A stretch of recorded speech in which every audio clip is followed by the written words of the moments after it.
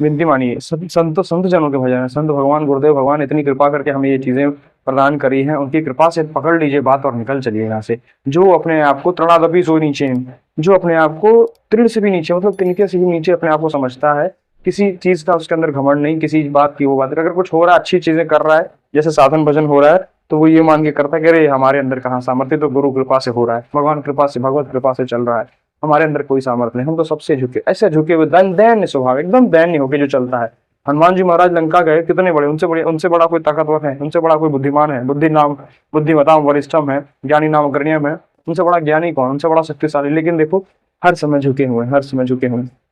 सबको प्रणाम करते हुए।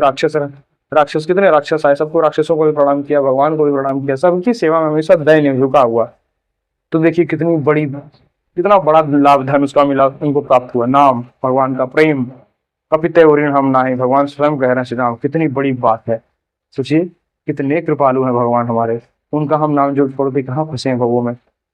तो विनती मानिए, जो स्वयं जब आपके अंदर दैन्यता आती है, इससे नाम जब में रुचि खूब बढ़ती है, बहुत बढ़ती है, बहुत, ये रामबाण की तरह काम करता है। विनती मानिए, यदि आप अपने आप को दैन्य समझने लगेंगे, हर जगह से किसी योग्य ना समझना, किसी से बड़ा ना समझना, खुद को सबसे नीचे समझना कि नहीं नहीं हम सबसे छूटे हैं, मैं सेवक सचराचर स्वामी, कि सूरज चराचर स्वामी है, मैं सेवक हूँ, ऐसा भाव अंदर रख के खूब प्रभु का स्मरण, इससे जो दिव्यता आपके अंदर आएगी, जो प्रेम प्रकाशित होगा ना, उससे जान लीजिए कि हरि व्यापक सर्वत्र समाना,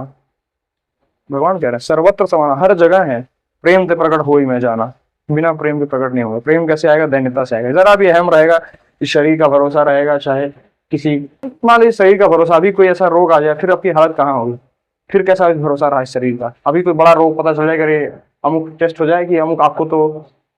ये बीमारी है, अब गया शरीर का आश्रय, अब कौन बचा आपके पास, अब कैसे निकलोगे, अब तो शरीर का आश्रय भी गया, अब कैसा साधन करोगे, कैसे भजन करोगे, क्या करोगे।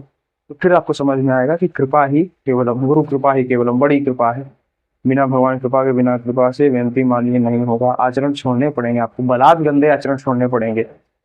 मन करेगा, मन परेशान करेगा, क्योंकि अभ्यास रहा है, पूर्वाभ्यास के कारण हमें बहुत परेशान कर सकता है ये, परंतु हमें छोड़ना चाहिए, हमें विवेकवान होना है, भगवान की कृपा से हमें मिली है कि हम नाम जप कर पा रहे हैं। बाकी अन्य जीवों से जो देखो ना, कितने गंदे गंदे आचरण, कितने पापाचरण में उतर जाते हैं, जरा सी चीज के लिए दूसरे को छल देना, 2 रुपया के लिए दूसरे को धोखे में डाल देना, उनकी बुद्धि नहीं चाहिए, उनकी बुद्धि विवेक कभी जागृत नहीं हो पाएगी इस तरफ के भोजन करके निकल सके यहाँ से। यदि आपके ऊपर कृपा होगी थोड़ी बहुत, थोड़ी, तो उसको बलात् उसमें मत लगाइए, भोगों में निकलिए, अपने आप को सबसे नीचे समझ के सबको प्रणाम, मन से अंदर से प्रणाम करते हुए, और खूब निरंतर नाम जप, निरंतर नाम जप, बड़ी कृपा हो जाएगी। विनती मानिए, ये बहुत बड़ा साधन बन रहा है आपका, यदि आप सब कुछ छोड़ के कोई साधन नहीं कर रहे हैं, क्योंकि यह गुण साधन ते नहीं होई, तुम्हारी कृपा पाओ कोई कोई। भगवान जिसके ऊपर कृपा करते हैं उसको मिलता है नाम जप, उसको मिलता है संतों का सानिध्य, उसको मिलता है सत्संग सुनने को। ये पक्की बात मानिए, बड़ी कृपा भगवान आपको चाहते हैं आप निकल जाए यहाँ से। ये यूं नहीं मिली है, इतनी कृपा भगवान ने करी, बुद्धि बल विवेक दिया, हाथ पैर शरीर सब कुछ पुष्ट दिया है, उसके बाद हम भगवान का धन्यवाद ना करें, ना जपें, तो फिर हमारा घाटा है, कौन बचा सकता है फिर हमें, पूरे त्रिभुवन में कोई नहीं बचा सकता। जो निरंतर भजन कर रहा है वो अपना प्रारब्ध वो भी भोग रहा है, हम पापाचरण करके सोच रहे हैं हम बच जाएंगे, 2 आंख लेके हम लाख आंखों वाले को छलना चाहते हैं, कभी नहीं। निर्मल मंजन सो मुझ भावा, मोह कपट छल छिद्र न भावा, भगवान कह रहे हैं कोई कपट छल जिसमें विश्व हृदय में विराजमान नहीं, भगवान उसी हृदय में रहते हैं जो निर्मल हो जाता है। धीरे धीरे निर्मल कौन होगा, निर्मल वही होगा जिसके अंदर दैन्यता आ जाएगी, जो अपने आप को किसी योग्य नहीं समझेगा, अयोग्य समझेगा, हर कोई काम हमसे नहीं होगा, सब प्रभु कर रहे हैं, उनकी कृपा से हो रहा है, हम नहीं कर पा रहे हैं, ऐसा अपने आप को समझेगा तो उसका भजन निरंतर बढ़ता चलेगा। ये धीरे धीरे अभ्यास की बातें हैं, हम साधक हैं, हम अपने लोग,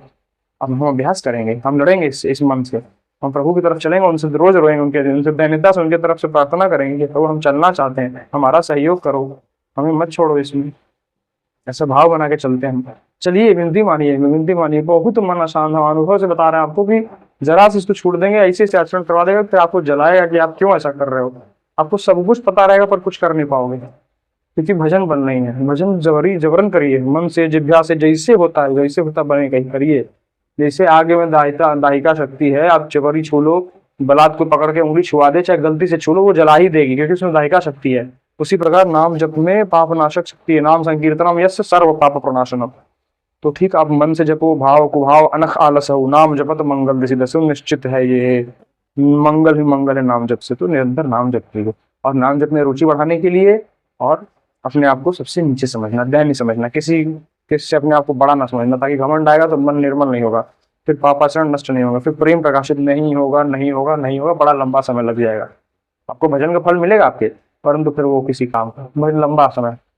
हमें निकलना है यहाँ से। विनती मानिए, एकदम त्रिनादपि से जो नीचे हैं, अपने आप को समझिए, सबसे नीचे समझिए और खूब भजन करिए। निरंतर नाम जब पकड़ ली, बात सार पकड़ लो, नाम जब ना छूटे, किसी भी हालत में ना छूटे, ऐसा मान लो। जिसने निश्चय कर लिया कि मुझे नाम जब नहीं छोड़ना है किसी भी हालत, किसी भी परिस्थिति में, उसका उद्धार निश्चित है, निश्चित उसका कल्याण हो जाएगा इस जन्म में। हरे